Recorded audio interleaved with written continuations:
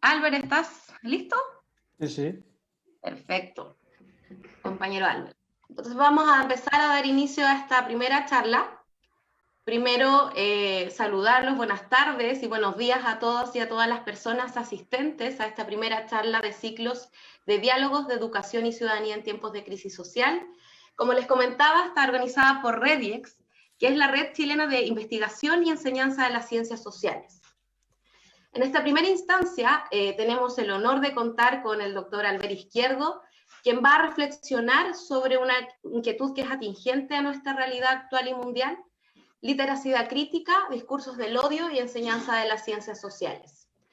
Antes de dar inicio a este conversatorio, nos gustaría presentarnos. Bueno, mi nombre es Belén Meneses y soy parte del equipo coordinador de REDIEX, la cual se constituyó recientemente y aún estamos en un proceso de formación. Nos reconocemos como una comunidad que integra a profesores, profesoras, estudiantes, investigadores e investigadoras, principalmente del área de la didáctica de las ciencias sociales, pero también de otras disciplinas educativas, que nos reunimos con el interés de crear una comunidad y poder generar espacios de colaboración mutua con todas aquellas personas que estén interesadas en una educación social, democrática y crítica. Bueno, contarles también que nuestros intereses como red se articulan en tres ejes principales. Lo primero es queremos potenciar el vínculo entre la práctica pedagógica y la investigación para poder realizar estudios sobre los problemas e intereses que surgen en y desde la realidad educativa. También queremos generar canales de comunicación, de coordinación y de intercambio de experiencias de enseñanza de las ciencias sociales en los distintos niveles educativos. La idea que tenemos es crear y difundir artículos, columnas, videos, materiales a través de las distintas redes sociales y medios de comunicación. Por último, pretendemos organizar instancias de formación abierta a la comunidad, como la que damos inicio a continuación, con la idea de promover el debate y la reflexión de distintos temas que están relacionados a la enseñanza y el aprendizaje de las ciencias sociales. También, y en nombre de mis compañeros y compañeras de la red, quisiera manifestar nuestro pesar por el reciente y lamentable fallecimiento del maestro Joan Pallés. Su contribución a la didáctica de las ciencias sociales a nivel mundial es incalculable. Y bueno, como red, muchos de sus principios son los pilares fundamentales de esta organización. Por ejemplo, la idea de crear o de creer que la transformación educativa no solo se genera por las grandes reformas, sino por un trabajo que es cotidiano de los profesores y las profesoras al interior del aula. O que es importante este diálogo entre la investigación y las prácticas de aula, que sea con un lenguaje sencillo y desde una dinámica horizontal. Por último, creemos en una educación transformadora y crítica que permita una enseñanza de las ciencias sociales que esté orientada a la justicia social, a la igualdad y a la diversidad. Como red vamos a estar siempre agradecidos y agradecidas por el apoyo que tuvo Joan Pallés con REDIEX, por su gran disposición a colaborar y participar en esta iniciativa en la charla inaugural que estaba prevista para el pasado martes 9 de junio. Pero sobre todo quisiéramos destacar su calidad humana, su cercanía con nosotros y nosotras, su sencillez y su humildad. Esperamos continuar trabajando para poder difundir su legado y luchar por construir un mundo más justo y con ciudadanos conscientes. Por ello, vamos a dar inicio a esta primera charla y mi compañera Daniela Cartes va a presentar y dialogar con nuestro invitado de hoy. Quisiéramos recordarles que durante la presentación mantengan sus micrófonos y las cámaras desactivadas y también que podrán plantear preguntas e inquietudes a través del chat de Zoom y también de Facebook de nuestra red, donde estamos transmitiendo en directo y que luego van a ser presentadas en función del tiempo que contemos. Muchas gracias, Belén, por tu presentación. Buenas tardes y buenos días a todos y a todas los asistentes a esta primera charla organizada por la Red de Investigación y Enseñanza de las Ciencias Sociales. En esta oportunidad tenemos el honor de contar con el doctor Albert Izquierdo Grau, quien reflexiona sobre la literacia crítica, los discursos del odio y la enseñanza de las ciencias sociales. Bueno, el compañero y doctor Izquierdo es licenciado en Geografía de la Universidad Autónoma de Barcelona, es máster de Investigación Educativa en la especialidad didáctica de las Ciencias Sociales y doctor en Educación de Didáctica de las Ciencias Sociales de dicha casa de estudio. Desde el año 2014 hasta el 2016 ha participado como técnico de investigación del grupo GREDIS de la Universidad Autónoma de Barcelona. Su tema de investigación versa sobre los discursos del odio y la literacia crítica para proponer contrarrelatos en el aula. Bueno, la investigación de discursos del odio es un tema relativamente nuevo y que hoy por hoy está cobrando mucha vigencia en la enseñanza de las ciencias sociales. En este contexto, Albert es uno de los pocos y recientes investigadores que están liderando esta línea de investigación. Los discursos del odio son un tema de especial relevancia en nuestra contingencia nacional e internacional, porque a lo largo de los siglos, tanto 20 como 21, se han visto expresiones y manifestaciones que incitan, en este caso, al odio y a la intolerancia.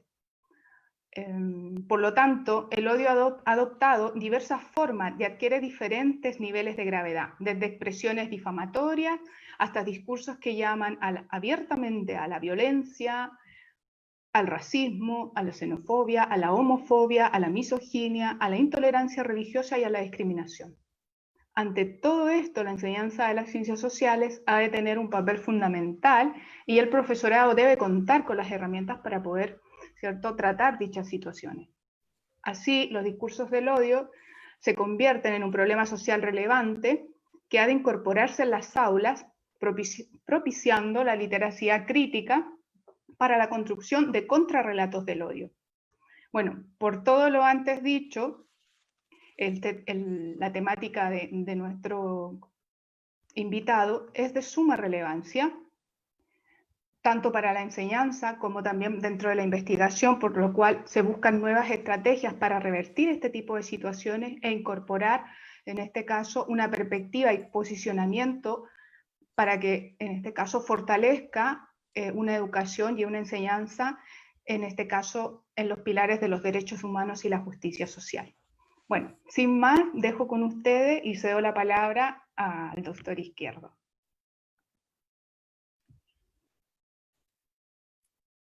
Muchas gracias, Daniela. Buenas tardes a todos. Buenas tardes en España, buenos días en Latinoamérica. A todos y a todas, muchas gracias por participar, por darme la oportunidad de participar en esta actividad organizada por el Grupo de Investigación REDIEX. Agradecer la presentación por parte que acaba de hacer Daniela Cartes. Un placer estar aquí y compartir con todos y todas vosotros este rato. Primero de todo, me gustaría sumarme al duelo por la muerte del profesor Joan Pagès. Blanc fue una de las personas con las que estuve trabajando codo con codo en mis primeros años dentro de la investigación en didáctica de ciencias sociales. Un gran profesor, un gran maestro, mi presidente del tribunal de tesis, que nos ha enseñado mucho y que ahora nos toca a nosotros mostrar todo lo que hemos aprendido de él y mantener vivo su legado, que es mucho. Disculpad, creo que hay una línea aquí en medio.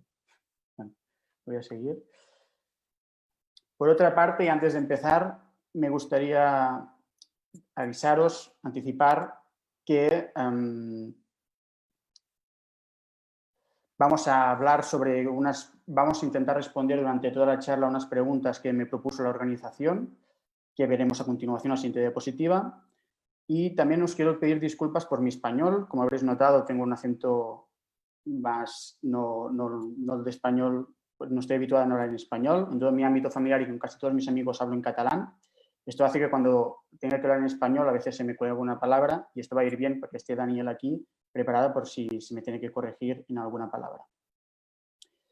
Como bien he dicho, cuando se me propuso hacer esta charla en este ciclo de diálogos de educación y ciudadanía, me pusieron el título de Literacia crítica, discursos del odio y enseñanza de las ciencias sociales. Y lo vamos a estructurar a partir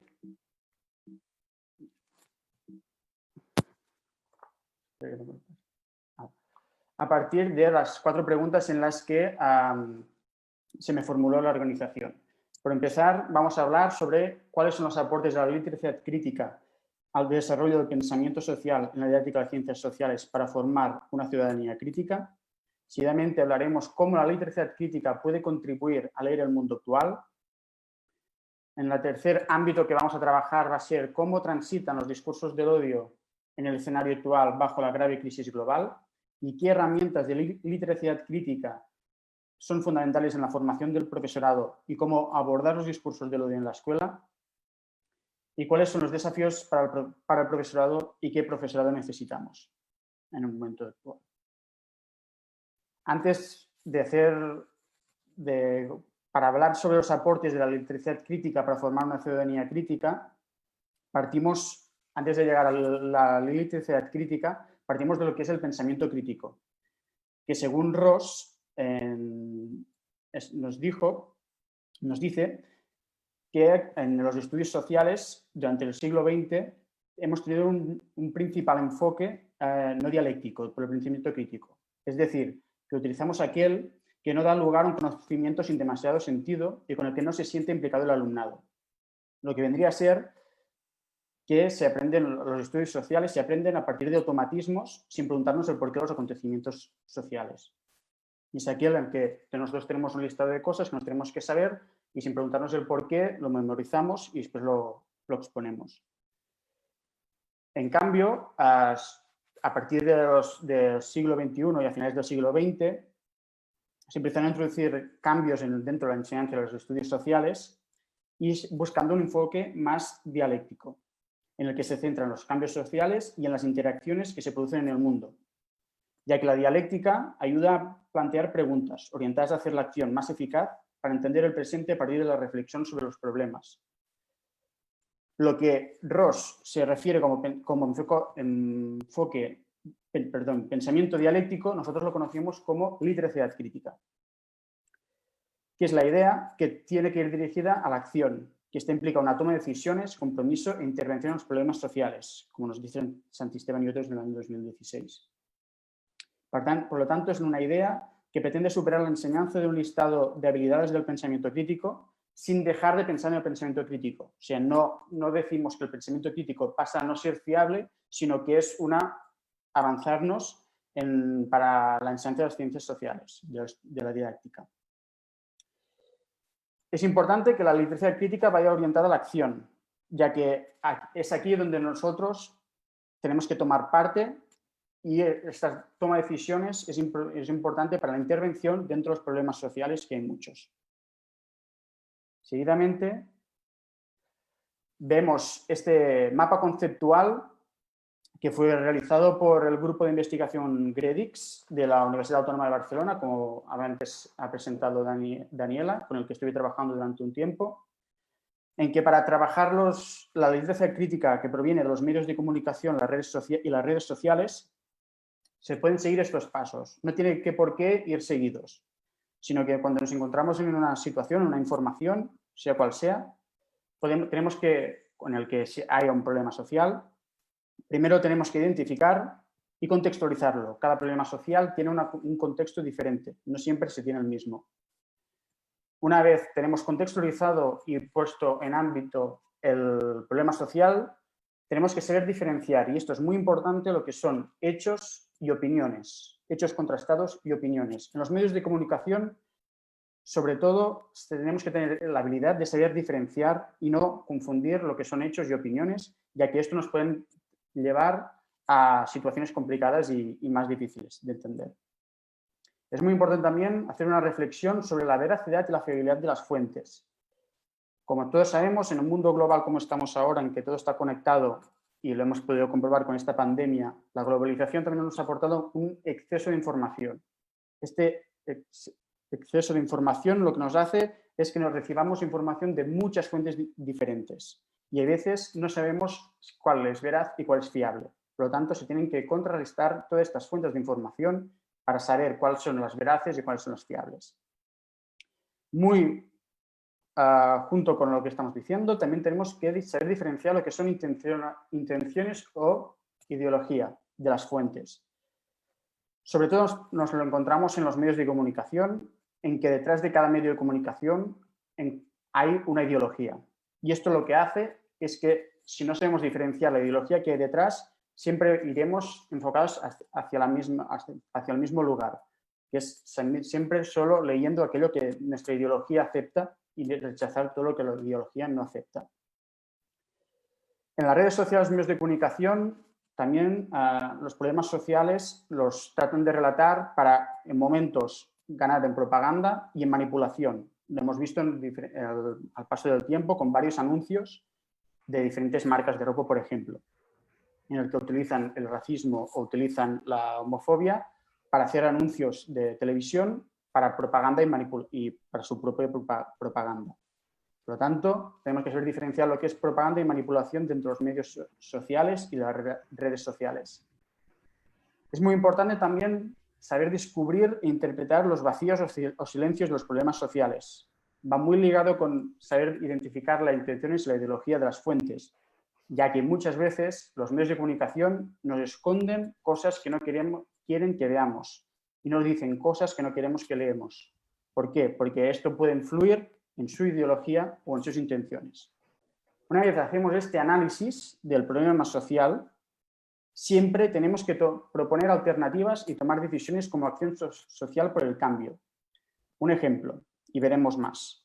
Por ejemplo, si nos fijamos en el problema social en el que se puede convertir y se está convirtiendo el exceso de plástico que se tira al mar, y nos preguntamos y vemos la noticia que nos dice que los animales marinos están muriendo por este exceso de consumo de plástico, lo podemos contextualizar, vamos a ver las diferentes fuentes que hablan de este tema, pero siempre, para acabar de hacer y cerrar el ejercicio de literatura crítica, tenéis que proponer alternativas y tomar decisiones como acción social por el cambio. Por lo tanto, no consumir tanto plástico, evitar y buscar maneras como para no tirarlo al mar. Esto es un ejemplo y ahora veremos más. Ahora os voy a mostrar cómo la electricidad crítica puede contribuir a leer el mundo actual. Os voy a mostrar 4 portadas de diario de Estados Unidos. Las 4 son del mismo día, del 31 de mayo de 2020, por lo tanto hace 15 días. Es el día después de que en diferentes ciudades de Estados Unidos hubiesen disturbios, manifestaciones, unas pacíficas, otras no tanto, por la muerte de George Floyd para manos de la policía.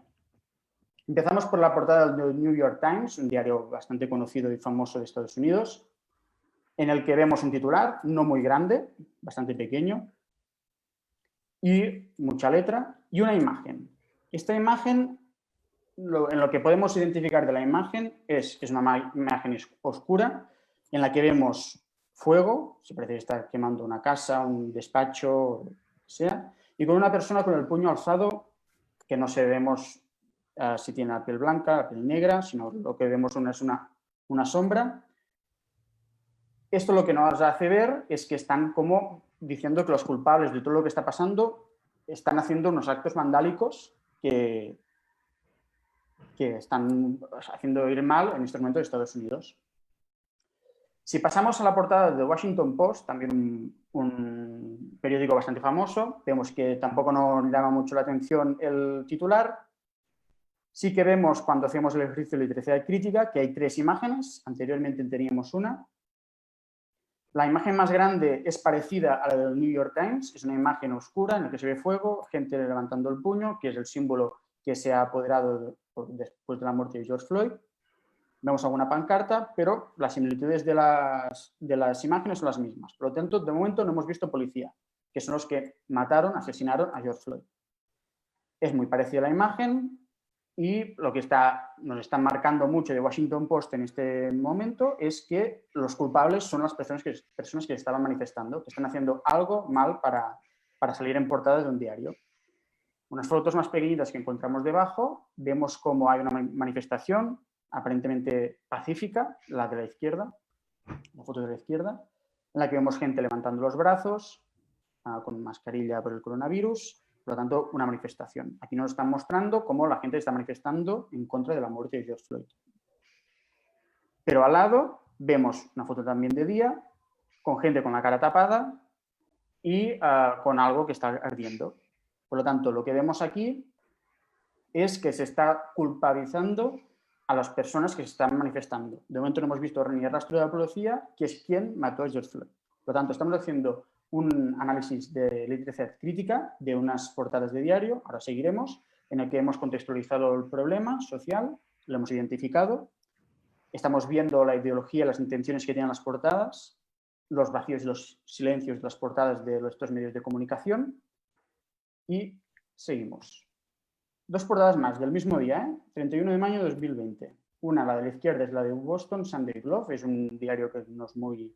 Esto no llama tan la atención como los dos de antes, en la que vemos que la noticia principal, como vemos a la izquierda, habla sobre la crisis del coronavirus y dejan en un lugar, en una columna a la derecha, la información sobre lo que pasó la noche anterior en los disturbios en las ciudades de Estados Unidos. Por primera vez, en la tercera portada, vemos como si en la imagen aparece, no es tan grande la imagen, pero aparece ya la policía, es de día, y la imagen de una persona de piel de color negro levantando el puño, que es el símbolo, como hemos dicho, de que se obtuvo después de la muerte de George Floyd. Por lo tanto, no es hasta aquí que vemos ya una imagen de la policía. Vemos también, si podemos observar mejor la imagen, vemos cómo la policía va con sus cascos, con sus escudos, va protegida frente a una persona que no va protegida, como en el caso cuando murió George Floyd. Vemos que el titular tampoco es muy grande y lo dejan a un lado del diario. Por lo tanto, aquí vemos a la policía, ya intentan simular la escena que pasó, que llevó a estas protestas. Nos vamos al diario de Sunday Times. Este sí que es un diario que a lo mejor lo conocemos más. Un titular bastante grande en el que nos informa que mañana no había escuela. Esto es un domingo, por lo tanto el lunes no había escuela. Seguramente explican en la noticia que es por los disturbios y por estas cosas. La imagen es bastante grande y en la que vemos una situación que podría parecerse a la que cuando murió George Floyd. Esta vez los policías no van armados ni protegidos como los habíamos visto en la anterior portada. Vemos una persona que parece de piel negra que está al suelo, de espaldas, siendo detenido por tres o cuatro policías. Por lo tanto, es una imagen que podría recordarnos y hemos visto cómo hemos pasado de portada por portada y cómo cada uno explica lo que pasó. Detrás de estos diarios, estoy seguro, estamos todos seguros, de que hay una ideología, hay unas intenciones a la hora de mostrar unas imágenes, unos titulares, unas letras más grandes, más pequeñas, y esto es importante saberlo. Por lo tanto, acabamos de hacer un ejercicio de literatura crítica a partir de 4 portadas de diario del mismo día. Por lo tanto, a nosotros nos tocaría la parte de tomar la acción y tomar una decisión. ¿Qué hacer? ¿No? ¿Qué creemos que tenemos que hacer? Dejar de leer un diario, no ver si es lo que están relatando lo que nos interesa, lo que no nos interesa. Por lo tanto, esto es importante. Y si lo introducimos a las aulas, mejor. Porque creo que este tipo de trabajos no es muy difícil de hacer. Ya habéis visto que con 4 portadas hemos hecho un ejercicio importante y que nos puede ayudar mucho para la enseñanza de las ciencias sociales, porque todo esto de lo que estamos hablando son problemas sociales. Como bien ha dicho Daniela, en mi presentación, mi tema de investigación se basa principalmente en los discursos del odio y vamos a ver cómo transitan los discursos del odio bajo la grave crisis global. Primero de todo, haremos una introducción a los discursos del odio y yo he trabajado durante mi investigación en lo que son los discursos o relatos del odio como una herramienta dentro de la literatura crítica donde la toma de decisión y la acción a tomar son la construcción de contrarrelatos del odio. ¿Vale? Por lo tanto, seguiremos y veremos cómo hacerlo también a base de ejercicios y ejemplos. Antes de mostrar imágenes y comentarios del odio que nos hemos encontrado en las redes, vamos a hablar sobre una introducción sobre los relatos del odio y vamos a leer alguna definición. Primero de todo, situarnos dónde estamos. Se está hablando mucho últimamente de discursos del odio. Es una cosa que aparentemente es nueva, pero no lo es. Y todos lo sabemos que no lo es. Veremos luego la definición también que es recientemente nueva, pero si nosotros miramos atrás y podemos decir en algún momento en el que ya empezaron a haber discursos y relatos del odio, vemos que puede ser en el momento de la colonización, ¿vale? En el que ya nos marcamos un poder que tenemos unos encima de los otros por lo tanto un poder y una superioridad, unas relaciones de poder que siguen existiendo hoy en día, que nos ha marcado a una identidad que nos puede llevar a problemas sociales. Esta identidad podría ser como, por ejemplo, la muerte de George Floyd. Hemos visto cómo los últimos días las personas de piel de color oscura se están reivindicando mucho, por lo tanto es un problema social y luchan por su identidad. Hemos hablado mucho siempre y se sigue hablando en los medios de comunicación, en las redes sociales, de diferenciar lo que es primer mundo, tercer mundo, hemisferio norte, hemisferio sur, ricos, pobres y un largo etcétera. Por lo tanto, esta bipolaridad territorial, sino yo sé más, yo tengo más fronteras, tengo más países, tengo más PIB, por lo tanto, que tú. Siempre esta comparación y este es yo más y tú menos. Eso nos ha llevado a unas diferencias sociales que son obvias hoy en día en todo el mundo, que también estas diferencias sociales abarcan unos problemas sociales que les puede tocar a cualquier colectivo de personas. Sobre estas cosas han escrito estos autores que os dejo aquí debajo. Para hablar sobre relatos del odio he tomado esta definición, ya que es una definición bastante completa e intenta juntar el máximo de colectivos de personas posibles. Hay muchas definiciones de discurso del odio, pero la mayoría, recientemente, es cuando se han puesto las comisiones europeas o lo que son grandes instituciones mundiales a intentar definir qué es el discurso del odio. Vemos que esta es la definición es del 2016 y no tengo ninguna de antes, por lo tanto 2016 y van más adelante, hasta el día de hoy, en el que dicen que el fomento y la promoción en cualquier de sus formas del odio, humillación, desprecio, faltas de respeto, etcétera, de un colectivo de personas, esto es el discurso del odio. Esta definición es de la Comisión Europea contra el Racismo y la Intolerancia. Dentro de la Comisión Europea, también el Consejo de Europa hizo una definición propia y aparecieron muchas de estas definiciones a partir de los atentados terroristas a manos de Estado Islámico que hicieron en diferentes ciudades europeas. Por lo tanto, fue un momento en que la Unión Europea decidió poner en marcha sus consejos y comisiones que tiene internas para intentar evitar que esto pasase más, ya que estos atentados terroristas como los que sufrieron Londres, París, Barcelona, etcétera, llevasen a un discurso de odio hacia las personas que lo hacían. La mayoría eran personas venidas del norte de África. Por lo tanto, vemos que se trata como un problema social emergente y nuevo, pero que realmente no es así como hemos podido ver anteriormente. Ahora sí que vamos a mostrar diferentes escenarios en el que se ha producido, se incita o se produce un discurso del odio bajo la grave crisis global en la que estamos sufriendo en todo el mundo. Por empezar, he tomado esta noticia que salió en el diario de New York Post, en el que el titular está en inglés, pero nos dice que Las Vegas ha habilitado un parking durante la crisis del coronavirus para poder alojar a las personas que no tienen techo, a las personas que viven en la calle. Bueno, de primeras puedes decir, bueno, pues mejor para ellos, ¿no? Les han abierto un parking. Pero si nos fijamos, es un descampado que lo han asfaltado, no sé si estaba antes o no, pero es un parking, como bien dice el titular. Han pintado las líneas de separación entre unos y otros que marca el distanciamiento social, por lo tanto, metro y medio que nos piden que seamos, para no tenerlos todos controlados a un mismo sitio y no tenerlos por las ciudades. Pero quiero recordar que, y como todos sabemos, la ciudad de Las Vegas es conocida por ser una ciudad que tiene muchos casinos y muchos hoteles. Y seguramente muchos hoteles no están del todo llenos porque mucha gente no se puede desplazar hasta Estados Unidos, como por ejemplo Europa, ya por el cierre de fronteras del país. Por lo tanto, prefirieron habilitarles un parking, tenerlos aquí.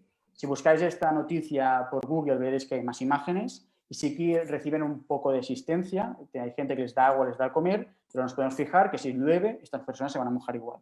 Lo único que los tienen aquí controladitos y para que eviten y marcando una distancia de seguridad como si fueran coches abandonados aquí en un descampado. Seguidamente os muestro esta noticia que me mandó una compañera, Evelyn, sobre una noticia que apareció en el diario chileno The Clinic, en el que el titular lo podemos leer todos, este sí que no está en inglés, en el que os dice que el coronavirus provoca un aumento de discursos de odio contra los ancianos. Y aparece la comisaria de Derechos Humanos del Consejo de Europa, por lo tanto Europa otra vez aquí hablando sobre los discursos del odio que se están produciendo. Dice que se mostró sorprendida por unas etiquetas crueles en las que se tachaba el colectivo de los ancianos en la red social Twitter. Vemos que estos mensajes, como pone en la noticia, son así, son literales los que aparecieron en las redes sociales. Estos son algunos de muchos. Bueno, uno, como podemos ver, es que no notamos la diferencia. Las personas mayores mueren todos los días, uno más, uno menos. Por lo tanto, vemos como un usuario anónimo detrás de una pantalla sabe y escribe cosas como estas.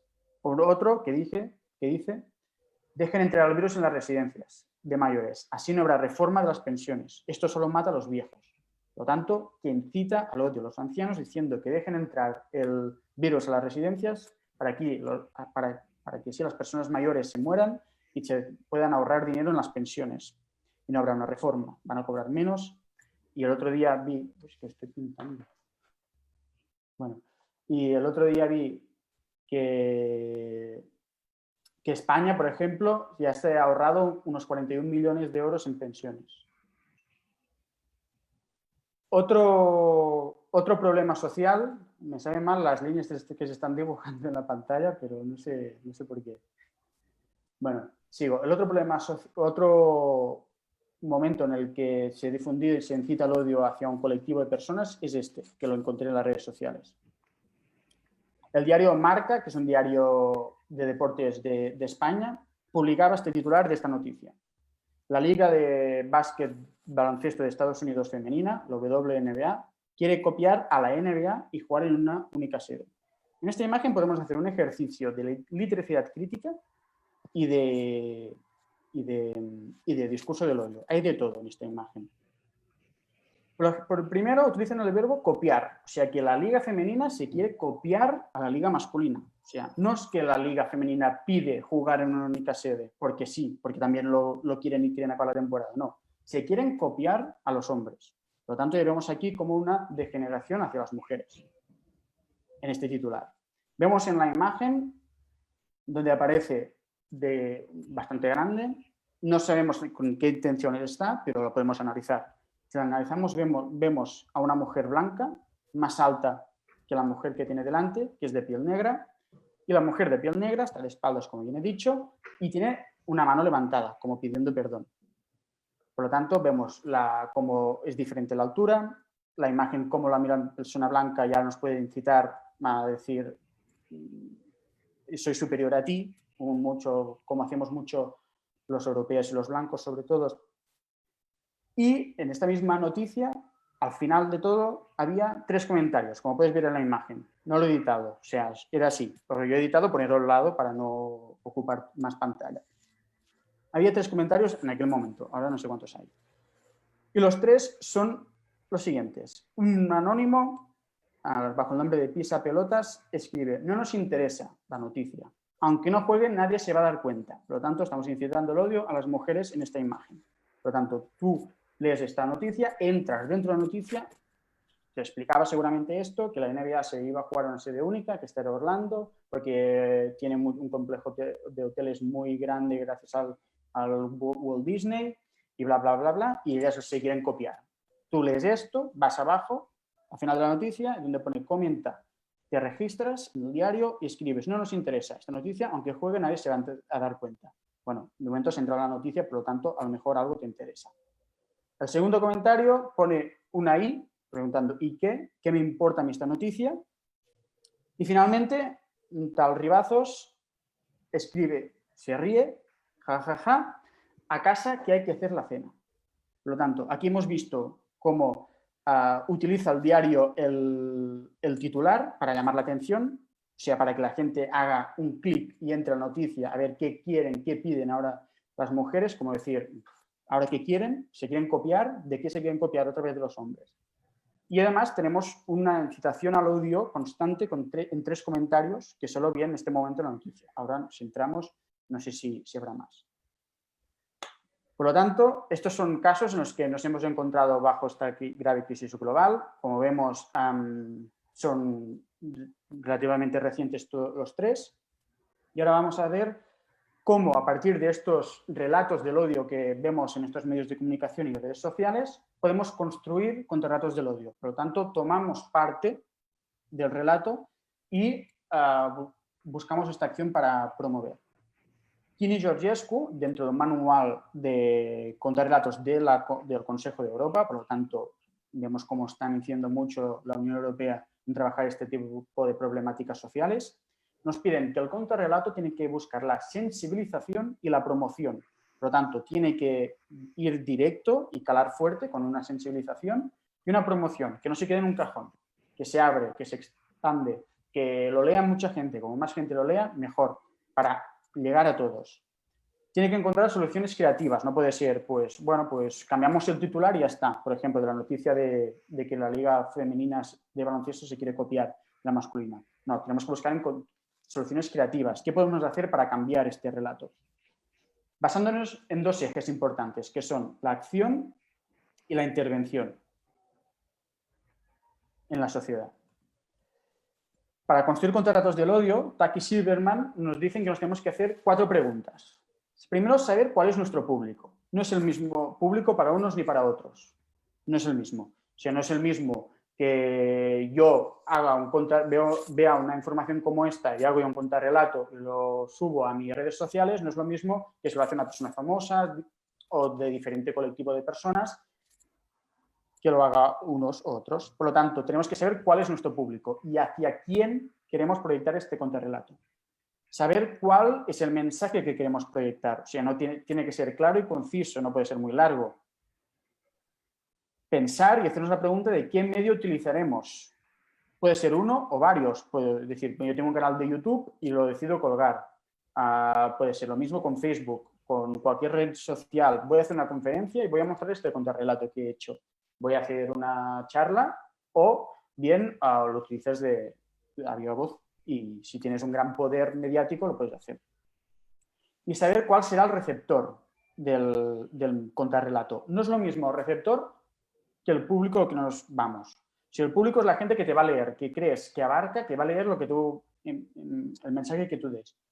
Pero quien va a ser el receptor va a ser aquel colectivo de personas o personas individuales a los que se está incitando el odio y haciendo este discurso del odio para construir un contrarrelato. O sea, va hacia un colectivo de personas. Del mismo modo, Deletour et al., o sea, además de Deletour y otros, también en un manual de la Comisión Europea o del Consejo de Europa, nos dice que la base de los contrarrelatos tiene que ser los derechos humanos y que es importante para transformar el pensamiento de la gente joven, puesto que es el grupo social donde más estereotipos causan los relatos del odio.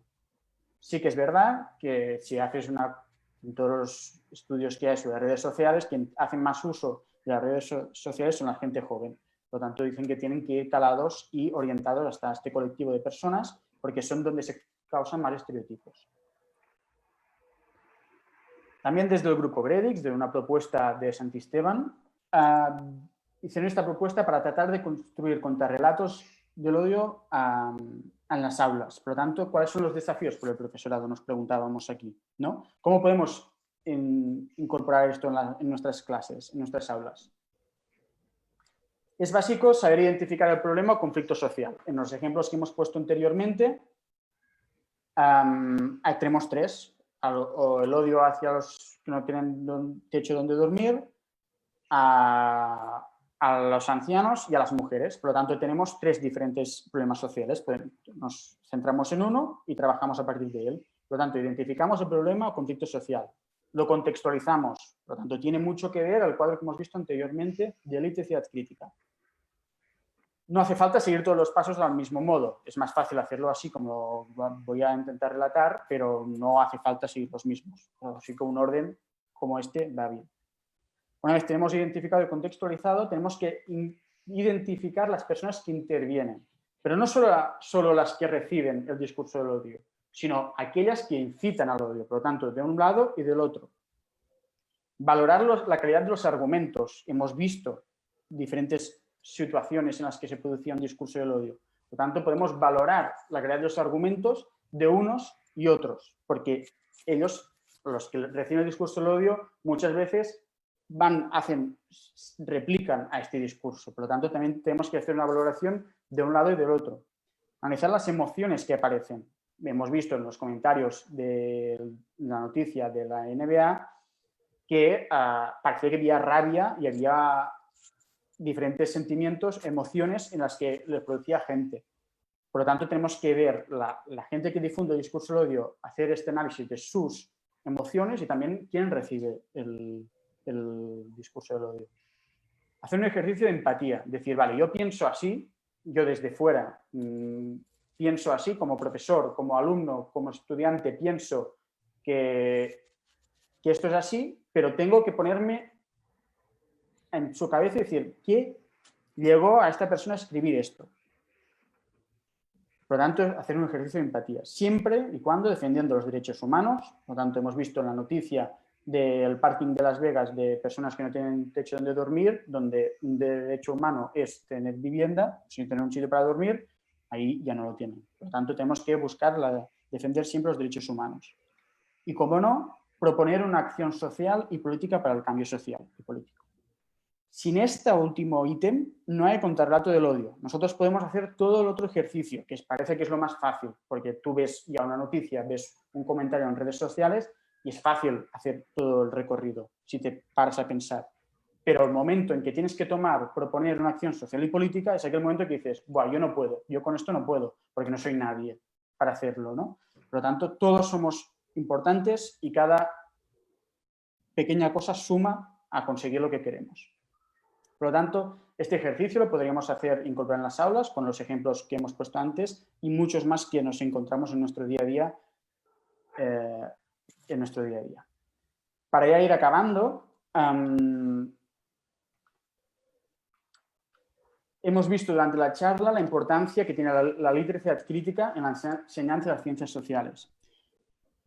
Desde que nos levantamos por la mañana hasta que nos vamos a dormir, en nuestro día a día podríamos hacer este ejercicio que hemos hecho muchas y muchas veces. Nos pasamos casi todo el día leyendo cosas, viendo imágenes, vídeos, escuchando audios que nos mandan por grupos de WhatsApp, diferentes grupos de las redes sociales o lo que sea. Y este ejercicio lo podríamos hacer muy fácilmente. No es muy difícil de hacerlo. El problema es tomar la decisión por el cambio. Por lo tanto, incorporar esto es esencial y necesitamos que un profesorado se atreva a incorporar estas temáticas controvertidas sociales dentro de las aulas. Espero que esta charla haya servido para que ahora nos paremos a observar más las cosas que leemos y que vemos. Y nos paremos a preguntar el por qué, el cómo y el por qué se ha decidido hacerlo así. Y por qué se muestran de esta forma. Ya que hay que combatir el discurso del odio desde un tratamiento en las aulas, porque es una realidad en las redes sociales, en los medios de comunicación y en las calles, que no podemos eludir, no podemos dejar pasar. Existe y cada vez más. Sino que lo hemos de afrontar con las herramientas de la investigación y de la educación crítica, como las que hemos intentado mostrar en esta charla. Para acabar, acabamos con esta ilustración que me mandó este pasado fin de semana la compañera Daniela, que ha hecho la presentación antes, en el que nos dice que cuando tu opinión reproduce, sostiene y legitima un discurso de desigualdad, discriminación, estigmatización e invisibilización, no es libertad de expresión, es violencia simbólica, es discurso del odio.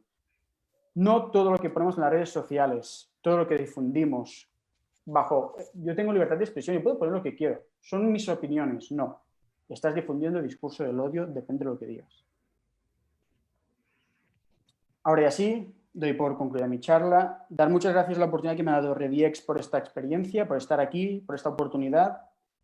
Ahora lo que espero es intentar resolver de la mejor manera las preguntas, las cuestiones que tengáis y que habréis enviado a la organización. Y quiero citar este poema de Amado Nervo, que siempre nos había citado Joan Pagès en sus clases como maestro, que si en la educación se piensa, también se ama. Se piensa, se lucha y se ama en la educación. Y es lo que tenemos que tratar de hacerlo. También os dejo mis contactos de correo, LinkedIn y Twitter, porque esto es una charla cortita. Me dieron un tiempo de 30-35 minutos, no sé cuándo he estado finalmente, pero hay muchas cosas en las que se puede trabajar. Por lo tanto, no tengo ningún problema en que me mandéis más dudas que no se puedan resolver hoy e intentarlo hacerlo en el tiempo que pueda.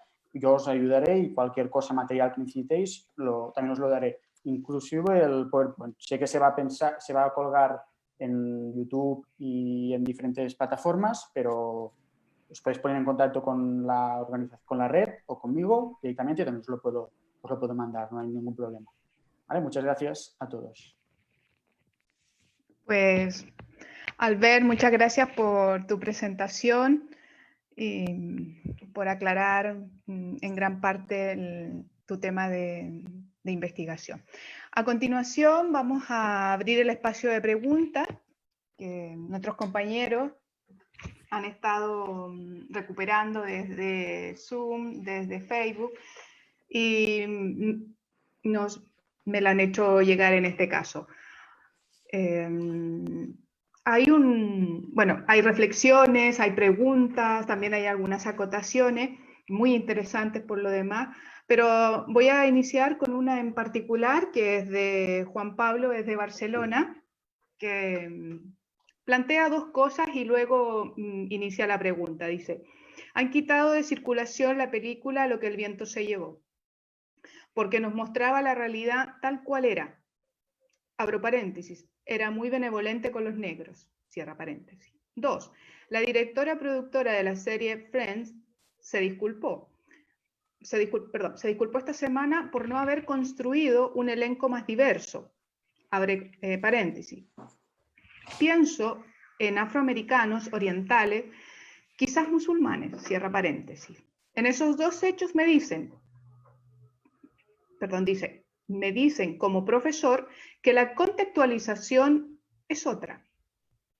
Ahora la pregunta es, ¿consideras pertinente esa eliminación hoy en día para trabajar con los estudiantes?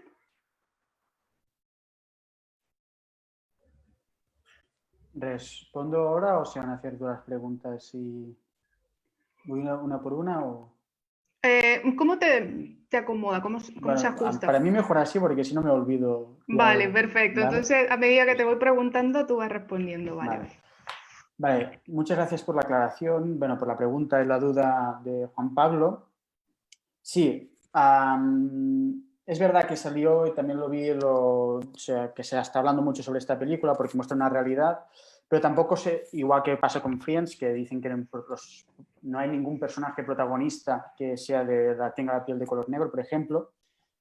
No se trata, cuando hacemos este análisis, de eliminar todo lo que se ha hecho. Yo recuerdo de pequeño, me gustaba mucho la película Toy Story, por ejemplo, y casi en el primer diálogo ya sale un juguete que dice, me parece que es Woody, que dice, no hay moros en la costa.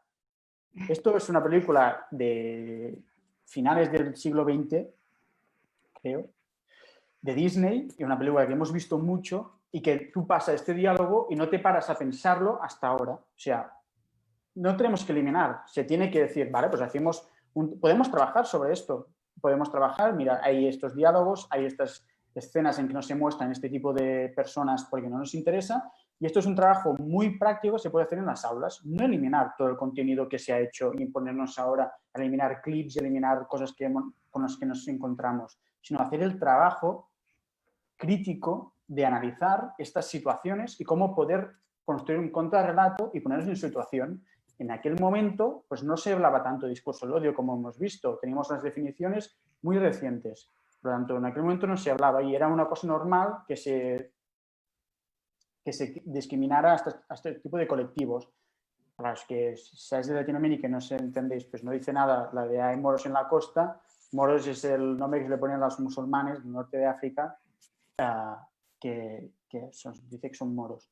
Luego, por eso, o sea, no se trata de eliminar todo el contenido que incite al odio, sino trabajarlo de manera crítica y darle la vuelta para intentar construir y ver y hacer ver, sobre todo al alumnado, esto forma parte del profesorado, de que esto existe y de que se puede trabajar con ello de manera crítica, siguiendo los pasos que hemos visto, como los de la literatura crítica y de la construcción de contrarrelatos del odio, porque quieras o no, es un relato del odio en lo que se ha sufrido. Vale. Peter Zagarra te pregunta, ¿cuál es la diferencia conceptual entre los discursos del odio y las diferentes formas que toma la discriminación? Diferencia entre discurso del odio y la discriminación, ¿no? Sí, y las diferentes formas que toma la discriminación.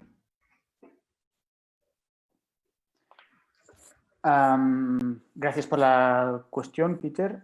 La diferencia, a ver, discurso del odio es una cosa que nos hemos encontrado en mucho, recientemente se habla mucho, y más con la llegada de las redes sociales, como hemos visto. Discriminación hemos visto toda la vida. O sea, discriminación. ¿Qué hace? El discurso del odio es aquel discurso que cala mucho más en la sociedad. Es aquel que tú lo lees y que se expande y que corre más rápido, y ahora con las redes sociales más, a una velocidad que antes no ocurría. Y por lo tanto, ahora nos tenemos que parar y decir, vale, estoy difundiendo un discurso que a lo mejor yo lo puedo hacer detrás de mi pantalla y diciendo esto no va a llegar a ningún sitio, pero que los que hicieron estos comentarios seguro que no se pensaban que hoy aparecerían aquí. Por ejemplo, los de la noticia del diario deportivo. Por lo tanto, discriminación entra dentro del discurso del odio, porque cualquier discriminación, como hemos visto en los diferentes casos, pero cuando hablamos de discurso del odio es aquel que cala más y en el que intentan englobar más todo el tipo de discriminaciones, como hemos visto en la definición, que intenta todos los colectivos, sea género, sea edad, sea color de piel, lo que sea, xenofobia, homofobia, y es lo que intenta que este discurso que va articulado para incitar el odio hacia un colectivo de personas. Es como yo lo entiendo más o menos. Ok, gracias, Albert.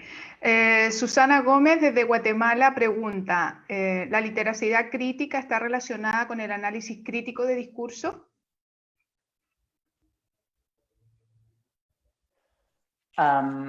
Sí que está relacionado. Sí que está relacionado. Cuando estamos haciendo literacidad crítica, estamos analizando un discurso, pero puede ser un discurso de todo tipo, como hemos visto, lo podemos hacer de una imagen, de un titular, de un texto, y sí que tiene una cierta relación, pero lo que tiene la literatura crítica, que no tiene seguramente el análisis del discurso, es la toma de decisión propia, que como hemos dicho, no hay ejercicio si nosotros no tomamos parte del problema social. Por lo tanto, esta es la diferencia principal. O sea, tú puedes hacer un análisis del discurso y decir, vale, esto podemos hacerlo lo mismo, todos los pasos se pueden hacer, pero no tomarás una decisión en contra de este discurso o de esta imagen o de este titular, sino la literatura crítica, la importancia es la acción en la que tú tomas parte del problema social. Intentas dar la vuelta y dar una alternativa a lo establecido. Decir que la literatura crítica se ha trabajado mucho dentro de la didáctica de la lengua y que se empezó a introducir a los estudios sociales a finales del siglo XX. O sea, que es una cosa que se ha trabajado mucho en la didáctica de la lengua cuando hablábamos de lo que usted menciona sobre análisis del discurso, crítico del discurso. Por lo tanto, tiene relación, pero nosotros nos estamos involucrando y introduciendo en lo que son los estudios sociales, que sobre todo se ha trabajado mucho en los estudios anglosajones. Ok. Bueno, la siguiente pregunta es de Daniel Tapia desde Quinta Normal, Chile. Dice, ¿nos podrías dar algunos consejos a quienes lamentablemente nos desenvolvemos en contextos donde predominan enfoques técnicos y con énfasis en la rendición de cuenta, que no deja espacio para develar y cuestionar estructuras latentes como las mencionadas en la presentación?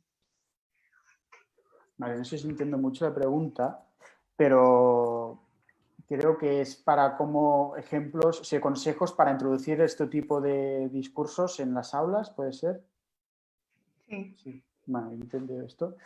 Vale, es difícil. Y cuando yo hice mi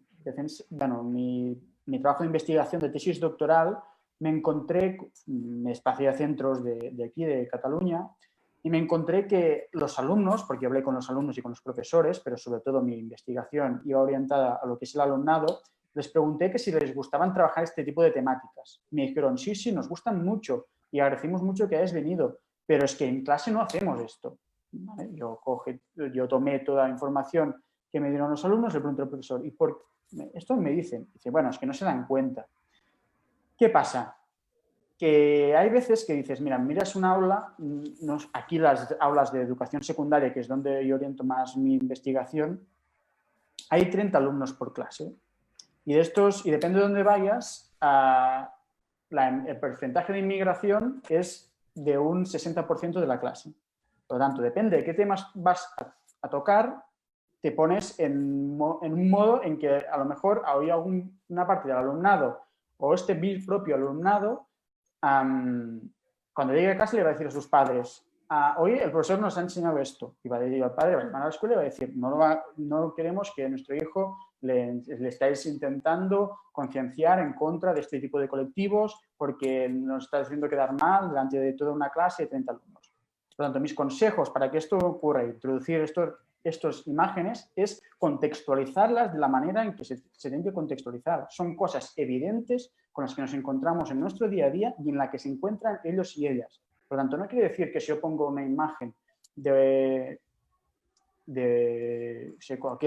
como pasó con los diferentes atentados estos que mencionaba antes, y lo hicieron personas del norte de África, a lo mejor en nuestra clase nos encontramos con un porcentaje muy alto de estas personas. No quiere decir que lo hayan hecho ellos, ni lo estás culpando a ellos de que haya ocurrido. Ha ocurrido porque hay unas personas que piensan de una manera que han decidido extremar sus ideales y cometerlo, pero si se contextualiza y se pone bien contextualizado, identificando el problema social real, yo creo que es posible y que nos tendríamos que atrever todos a incluirlo en nuestras clases de ciencias, de enseñanza de las ciencias sociales, porque es importante el atreverse y decir, si sale mal, bueno, puede salir mal, también nos puede salir mal cuando enseñamos otra cosa, pero si no basamos en los automatismos, llegan a los exámenes y sacan todo aquello que han aprendido y que no les ha hecho pensar ni reflexionar del porqué de las cosas. Y esto es la importancia que nuestro alumnado piense y pueda reflexionar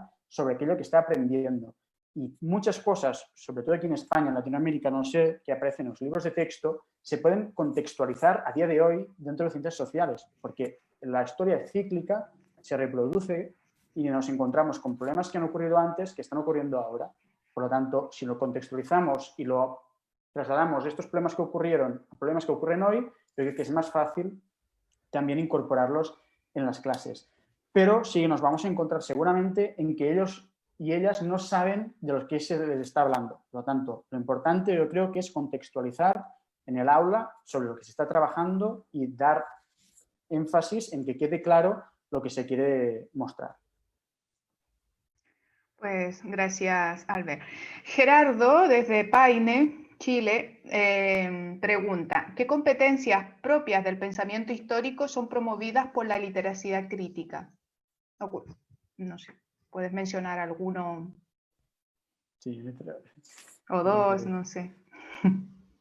A ver, viene bastante relacionado. Yo no he trabajado pensamiento histórico muy en profundidad, sí que lo toqué en el máster y esto, pero también yo creo que vienen bastante en relación en la última pregunta, ¿no? Cuando nosotros hablamos de pensamiento histórico, pensamos en todo lo que sucede y lo que ha sucedido, y el pensamiento histórico abarca mucho. Por lo tanto, todo se reproduce y vuelve a surgir. O sea, la crisis del coronavirus en la que estamos sometidos ahora, antes había habido otras crisis igual y no hemos aprendido a cómo estar preparados para eso, porque pensábamos que esto no ocurriría. Por lo tanto, competencias que toquen en la literacia crítica hay muchas. La manera de decir las cosas es básica y la manera en la que tú quieres mostrar estas cosas más. Por lo tanto, esto nos reproduce ahora y cuando nos encontramos ahora como si nos vamos en el pasado. No sé si estoy respondiendo bien esta pregunta, pero viene a ser así. O sea, es competencias con las que trabajamos sobre la diferenciación entre hechos y opiniones, la de identificar las fuentes, es muy importante, porque tenemos fuentes muy importantes de antigüedad que, bueno, eran famosos, había menos fuentes que ahora, pero pero nos vienen a decir muchas, es lo mismo que ahora. También en lo que es la intervención, las emociones, también es diferente cómo se percibían los titulares, las noticias anteriormente a ahora. Ahora podemos consultar más y estas emociones te pueden afectar de un tipo o de otro. Por lo tanto, yo creo que muchas de las competencias se trabajan y sobre todo la del análisis crítico. Es muy importante hacer este ejercicio de preguntarnos el por qué pasan estas cosas y qué podemos hacer nosotros frente a este problema social. Bueno, para complementar lo que acabas de decir, Albert, y responderle a Gerardo su inquietud, bueno, en el caso del pensamiento histórico tienes todo lo que es el desarrollo y el trabajo con las fuentes históricas, por lo tanto, lo que es literacia crítica es sumamente pertinente para generar, en este caso, no solamente una lectura solo del pasado, sino que también una interpretación. Y en este caso el estudiantado puede hacer una lectura propia de lo que está leyendo. Y en el caso particular, en este caso de lo que es la situación de cuando trabajas temporalidad o el tiempo en lo que es el pensamiento histórico, tiene una pertenencia sumamente relevante, porque trabajar la historia solo desde el pasado, la verdad, no tiene mucho sentido. Por lo tanto, relacionar la temporalidad pasado, presente, futuro, necesitas herramientas que te permitan, en este caso, hacer una interpretación de esa historia o de múltiples historias. Por lo tanto, tiene sumamente relación y atingencia la temática. Bueno, no quito más tiempo y paso a la siguiente pregunta. En este caso, Paulo, desde Puerto Montt, dice, desde el ámbito de la comunidad escolar, ¿cómo tratar la temática de relatos y contrarrelatos del odio, orientándolos hacia los apoderados de los estudiantes, los cuales desde mi experiencia son quienes más propagan los discursos del odio hacia sus pupilos? ¿Cómo? Sí, yo creo que también ya lo he tratado y lo veíamos en una imagen que nos decía Deletour en un manual del Consejo de Europa, nos decía pues, que en la gente joven es donde se crean más estereotipos, ¿no? Y son esta gente la que encontramos más en las redes sociales y que por la calle pues decide incitar el odio hacia diferentes colectivos de personas. No solo son ellos, sino hay gente de todo tipo, diferentes colectivos, pero sí que a lo mejor son más porque tienen entran más en las redes sociales y tienen más dominio que la gente que es mayor. Pero, claro, cuando tú tratas estas problemáticas sociales en el aula, la importancia es que les das cuenta de que a lo mejor lo que el otro día colgaron en la red social Facebook o Instagram, están citando el odio. Tú les das cuenta de decir, vaya, pues yo lo hice esto. Y le crees esta conciencia interior de decir, hostia, pues es verdad lo que puede ocurrir, hago que ocurra con esto y que puedo cambiar, mi actitud puede cambiar y a lo mejor si lo introducimos y como he dicho antes, nos atrevemos y sin miedo lo hacemos, ayudaremos más que no nos perjudicaremos. Con esto quiere decir que ellos tienen que ser, son el motor, van a ser el futuro motor, van a ser ellos y ellas. Por lo tanto, si ellos ya nacen con estas habilidades, sino que durante su periodo de enseñanza de las ciencias sociales ya se les enseñan este tipo de habilidades, se les va a facilitar, yo creo, y van a ser más cautos a la hora de difundir, de incitar al odio o de escribir estos relatos, porque ellos seguramente en el momento en que lo hacen, en muchos casos, ellos y ellas no saben lo que realmente están haciendo, no saben lo que puede abarcar este comentario y las emociones que puede herir y hacia quién se puede poner por el medio. Por lo tanto, si lo tratamos en las clases, en nuestras aulas, se van a dar cuenta de la importancia que tiene y yo creo que van a ser más cautos y nos tenemos que atrever y ir sin miedo. Es difícil y en muchos centros es difícil. La realidad de Latinoamérica no la conozco mucho. O sea, si yo tengo compañeros que son profesores y profesoras que me han comentado, pero tampoco no la he vivido en primera persona, por lo tanto no sé cuál es la realidad, pero sí que la de aquí sí que es posible introducirlos. No sé hasta qué punto, pero necesitamos de gente que se atreva y que vaya sin miedo a hacerlo. Y sé que es gente joven, pero bueno, creo que es necesario y que les va a ir mejor que si no lo hacemos. Y si tiramos de la enseñanza de la historia y de la geografía, de que sabemos toda la vida, de que estos países tienen estas capitales y tal. No, si así sé por qué este país tiene esta forma. Preguntarnos el por qué. ¿Qué pasó para que esto ocurriese? Ok. Pirsi Figari pregunta, ¿cómo podemos los maestros de ciencias sociales, de secundaria, liceos o bachillerato redirigir, replantear, proponer, redefinir los análisis de literacia crítica en relación a la coyuntura en historia y la ciudadanía?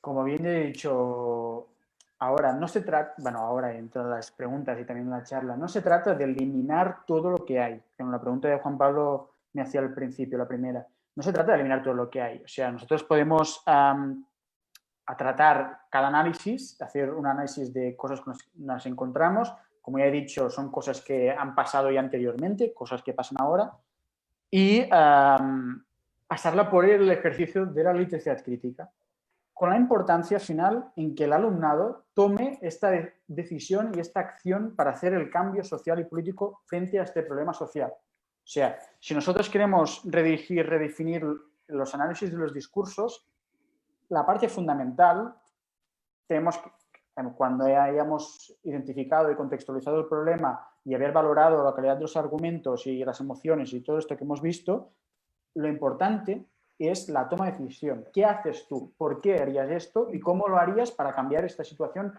este problema que existe? Ok. Desde Santiago, Isaac dice, en primer lugar, felicitaciones por la presentación. Me parece muy interesante y necesaria. Mi pregunta es, ¿cómo dialoga la literacia crítica con la conciencia histórica temporal?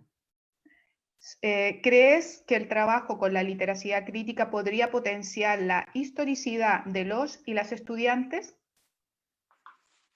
Muchas gracias por la pregunta. Sí, sí que puede dialogar la conciencia histórica, lo hemos hablado antes y también Daniela ha aportado información sobre el pensamiento histórico, que ya sabe más yo de esto. La conciencia histórica es importante porque, lo que digo, dialoga y va de la mano de la literacia crítica. Podemos hablar de cualquier problema social en el que nos hayamos encontrado ahora y en el pasado.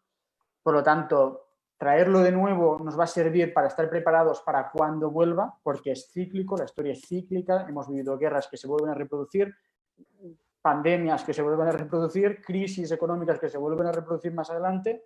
Por lo tanto, es importante y van de la mano. Por lo tanto, tú tienes que hacer un análisis de literacia crítica de cualquier discurso y para calar en la conciencia histórica del pasado, de lo que ya se ha sufrido, para tratar de ayudar y prevenir el futuro de una mejor manera y entrar bien y que no te encuentres con que superado como nos hemos encontrado ahora, por ejemplo. Ok. Andrés Quesada, bueno, en este caso son algunas felicitaciones, dice excelente presentación, una gran relación entre la teoría y la práctica en el aula. Desde Colombia escribe, excelente la exposición del profesor Albert, muchísimas gracias por compartir su experiencia. En definitiva, creo que como docentes aún debemos seguir reflexionando sobre nuestros procesos de acompañamiento en la enseñanza-aprendizaje. Por Facebook también te envían felicitaciones, Albert, excelente tu presentación, una gran relación entre la teoría y la práctica. Miguel Jara también te felicita, dice, muy interesantes los aportes de Albert, sin duda es un problema necesario y urgente para introducir en la enseñanza de las ciencias sociales. De hecho, resulta más significativo para el estudiantado aprender sobre el conocimiento social a partir del abordaje epistemológico de estos problemas cotidianos, dice. Así que dentro de... veo muchas felicitaciones desde la plataforma Zoom que estamos trabajando, desde Facebook. Y bueno, en este caso voy lento porque tengo muchas preguntas acá. Más que preguntas, estas son felicitaciones, felicitaciones, comentarios. Y bueno, y por el tiempo no voy a leer todos los comentarios y las felicitaciones, así que agradezco en este caso a todos los participantes por sus comentarios, sus reflexiones, también sus felicitaciones a lo que ha sido la presentación de Albert. Igualmente, agradecer todas las felicitaciones que ahora ha dicho Daniela y las que has colgado. Un placer, como ya he dicho, estar aquí con todos vosotros y vosotros y que nos mantenemos en contacto. Súper. Vale. Chicos, Albert, Daniela, yo en nombre de mis compañeros y compañeras de la red, contarles a todos los participantes que hoy hemos sido una gran comunidad, que estamos muy contentos y contentas porque han participado personas de diferentes partes del mundo. Así que saludamos afectuosamente desde Argentina a personas de Salta, Neuquén, Córdoba y Santa Rosa, La Palma, Ushuaia, Buenos Aires. Desde Colombia han estado presentes desde Medellín, Caldas, Manizales, Pereira, Costa Rica, en Punta Arenas, Guatemala, Honduras, en Choluteca, El Salvador, Suiza, Ginebra también, México, Perú, desde Brasil, gente de Porto Alegre, desde España, con Coruña y Barcelona.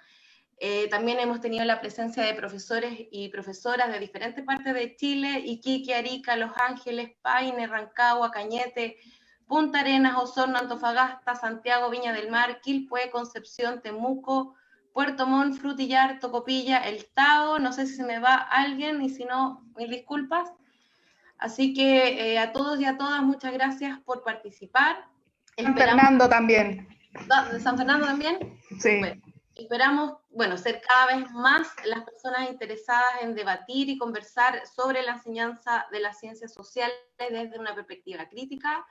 Recordarles que el próximo martes vamos a tener la charla de Luna Follegati sobre los aportes del feminismo a la educación ciudadana, una mirada desde el escenario chileno actual, y que durante estos días vamos a empezar a subir a nuestras redes las inscripciones para esta charla.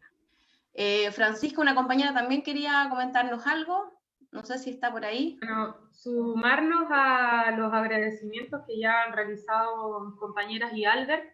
Le queríamos pedir a todas las personas que siguen todavía la transmisión a través de Zoom, si pueden activar su cámara para poder sacar un pantallazo de esta actividad. Hay personas que ya tienen la cámara activada, pero ahí ya van activándola, por favor, para poder sacar un pantallazo para dejar el registro de lo que significó nuestra primera exposición con Albert. Gracias. A ver, igual vamos a esperar que toda la gente pueda aprender. Cristina tiene problemas, dice. Bueno, si alguien tiene problemas, no pasa. No pasa nada. Y Karina no tiene cámara. Bueno. No sé, Alejandro, no sé si la habrá sacado ya. Con el pantallazo, con el botón del pantallazo. El botón de pantallazo, ya. Listo, ya. Súper. Así que bueno, invitarnos a las próximas charlas. Nos quedan 2 más de este ciclo. La próxima es con Luna Follegati, después tenemos a Miguel Ángel Jara. Y bueno, ahí pretendemos hacer más ciclos también. Tenemos ahí algunas ideas con la red, bien interesantes. Así que estamos muy contentos y gracias por estar este día con nosotros y con nosotras. Pues para finalizar quisiéramos agradecer la participación del doctor Izquierdo por esta primera charla en los ciclos de diálogo de educación ciudadana en tiempos de crisis social. Bueno, y a todas las personas que han participado, que se han quedado con nosotros para discutir, para reflexionar y compartir sus impresiones. Así que a todos muchas gracias y nos vemos el próximo martes, 11 horas Chile, 17 horas Barcelona. Gracias.